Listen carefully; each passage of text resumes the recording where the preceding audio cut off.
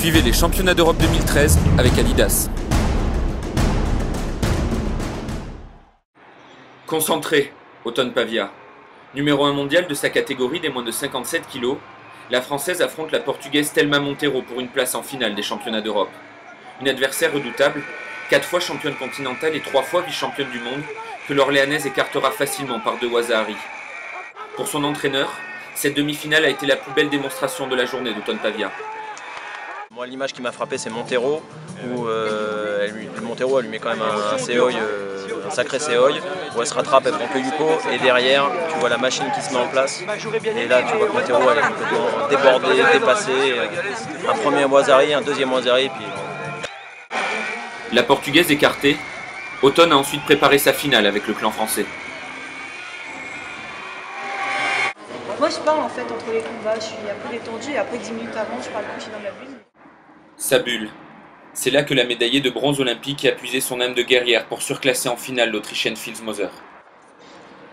Uchimata, Ko Uchigari,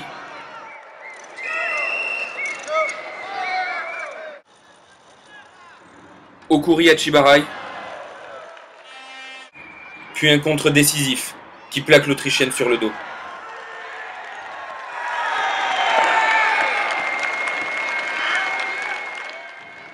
Othon Pavia plane désormais sur l'Europe et peut savourer la première Marseillaise de ces championnats.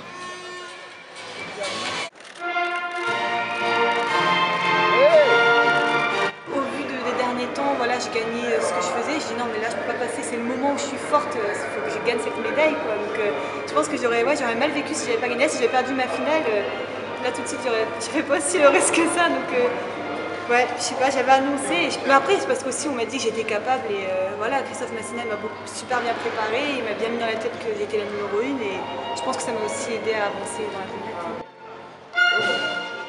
Une déclaration qui fait écho à celle de son entraîneur, Christophe Massina. L'aspect mental, elle était forte mentalement, elle était capable d'aller chercher des gros combats, mais tu la sentais toujours un petit peu fébrile et je ne sais pas si c'est sa médaille olympique. J'en suis quasiment persuadé, mais pas simplement, je pense que aussi sa médaille européenne de l'année dernière l'a vraiment confortée dans ses capacités. Et puis voilà, après elle a progressé sur ses techniques, où maintenant elle avance beaucoup plus. Avant elle reculait un petit peu, là maintenant elle a vraiment... C'est vraiment une histoire de confiance en fin de compte. Hein. Parce que du coup, comme elle a plus confiance, et ben, elle avance plus sur les filles, elle les agresse, et puis les filles, elle s'est pris toutes les plus fortes de la KT, sauf que la plus forte, elle les a massacrées.